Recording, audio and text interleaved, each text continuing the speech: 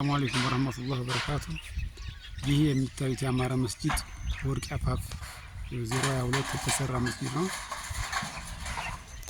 አብዛኛውን የግንባታ ክፍል እንግዲህ ጨርሰዋል። አሁን የበር ገጠማ ስራ እየሰሩ ነው። ማሻአላህ በጣም ደስ የሚል መስጂድ ነው የገነቡት። ይህ እንግዲህ አመት ባልሞላ በአጭር ጊዜ ውስጥ የተገነባው የቀራቸው በጣም ትንሽ ስራ ነው። ኮሚቴዎቹ በጣም ጠንካሮች ናቸው። እኛም እንግዲህ ልምድ ቀስመናል። የኮሚቴዎቹ ጥንካሬ፣ የህዝቡ ተሳትፎ በጣም ደስ የሚል ነው። እንግዲህ እኛም ወደ ስራ ገብተናል። ማቴሪያሎችን የማሰባሰብ ስራ እየሰራን ነው። ዋናውና ትልቁ ወጪ የሚጠይቀው የጣውላ ስራ እንደሆነ ይታወቃል።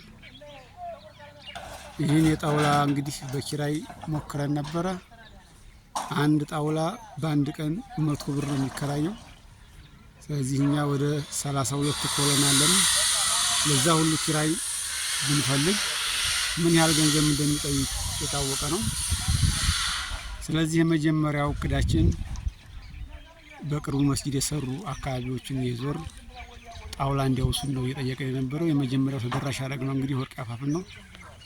አፋፍ ላይ እንደምታዩት ለጫማ የሚሆን ለኮለን የሚሆን በርካታ ጣውላ አግኝተናል። በጣም ትልቅ ወጪ ነው የቀነሱልን። በየአካባቢው ያሉ የአፋፍ ተወላጆችን ኮሚቴዎቹን አመስግኑልን። በርካታ ጣውላ ነው እንግዲህ እንደምታዩት እየወጣ ያለው። የኮለን ጣውላ አለ፣ በርካታ የጫማ ጣውላዎች አሉ።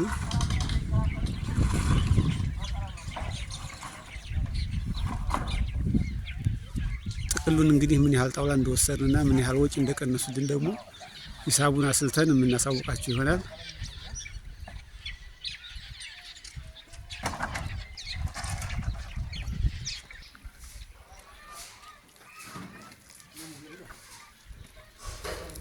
እንደምታዩት ጣውላም ሰአተው ራሳቸው የተሸከሙ ነው እየጫኑልኝ ያለው። በዱዓ አገዟቸው። በያላችሁበት ያሉ ተወላጆችን አመስግኑልን።